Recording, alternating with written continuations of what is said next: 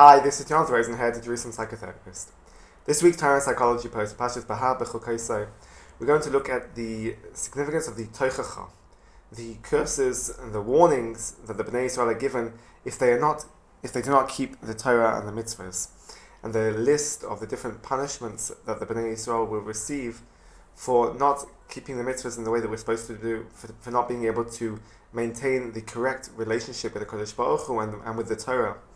And the way that this is presented, obviously we have the Pesukim with detail, you could say in gruesome detail, or it's giving a clear indication of what the repercussions will be for not keeping the Torah. But there is a message which is woven into the Pesukim about the Toichacha, which seems to provide an underlying message of what is the ultimate, you could say, sin of the Bnei Yisrael in relation to not keeping the Torah and mitzvahs, and therefore deserving of receiving the punishment of the Toichacha. And that is the pasuk, which is the word that is repeated a number of times of acting towards HaKadosh Baruch Hu and behaving towards the Torah and mitzvahs. In the word of the pasuk is bekeri, and the word is repeated a number of times in the pasuk that we act and relate towards HaKadosh Baruch Hu bekeri. And there are different opinions of what this word can mean. Rashi presents two options. One, within the word of keri, is b'mikre, that's relating to this idea of something which happens sporadically, it happens in an inconsistent basis. As Rashi says, it's something which is leprakim. It's something which happens from time to time. There is no consistency in terms of the commitment to the Torah and mitzvahs. This could be what the Torah is referring to, that the Bnei Yisrael act towards the Torah in an inconsistent basis, lacking commitment.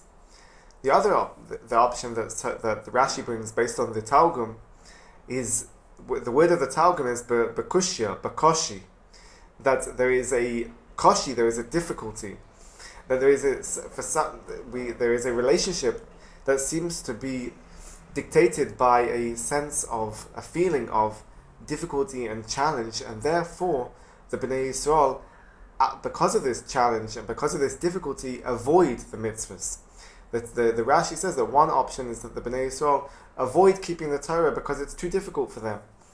And this is what, it's a number of times within the Toichacha, is this message that the Bnei Yisrael are being warned and not falling into the traps, you could say, of Bekeri, of having a inconsistent relationship, a lack of commitment, a lack of consistent commitment to the Torah and mitzvahs, or a sense of avoidance because it's too difficult. And this really plays into a fundamental psychological understanding, whether it's in different, you could say, different mental illnesses, and certainly if you look at it from a basic level, people who perhaps you could say suffering from depression, lacking motivation. Often when I have clients and they're talking about wanting to make a change, and we look at the idea of the cycle of change, there's this waiting for this magical moment of motivation. But motivation is not a magical thing that just comes down like man from Shamayim, that the Kodesh Baruch Hu just gives us, that we are injected with this, instilled within us suddenly this feeling of drive and motivation. It's built up, and it's not top down, it's something which is bottom up. It works from a basic level which you have to nurture and harness and develop in order to feel that you now have a sense of motivation. So when we look at what the Torah is saying in terms of Bekeri, it really plays into these ingredients of building up motivation or building up a drive and a connection, because sometimes when we want to make a change and we have this desire, but we enter into this cycle, a habitual cycle of commitment and then falling off, of pushing again and trying, and spurts of inspiration perhaps, but then falling away again. There's an inconsistent connection and devotion and commitment to Torah mitzvahs that creates a negative cycle of just getting lost along the way, in a sense, of not being able to really build up a consistent connection, a consistency that builds motivation, which builds a consistent relationship. And the other aspect of avoidance is very common in when people are lacking motivation or anxiety, or just they seem to be not unaware of what tools they need in order to face these challenges. Life is difficult, and there are challenges that people face on a daily basis. And when something seems too hard or difficult, that's not a reason to run away. There is a fight-flight, sort of a flight mechanism that a person, when they see a difficulty, they are inclined to run away when they see that there is a challenge. The Torah is saying, don't run away, don't avoid challenges. Because something seems difficult or because it feels difficult is not a reason to avoid.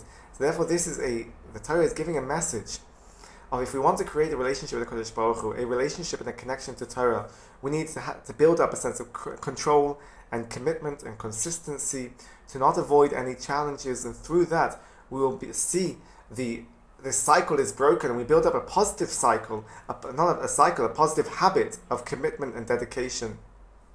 And then we say at the end of this week's Parsha, Behar-Bechukosai, at the end of Vayikra, Chazak, Chazak, V'nis Chazek, that really is the key. Chazak, Chazak is that if you're strong, and you're strong again, and you keep on pushing through this strength of inner strength, V'nis Chazek, you will become strengthened, and that is what creates a new, positive, healthy, habitual behavior of commitment and devotion and dedication. Have a good Shabbos, and keep well.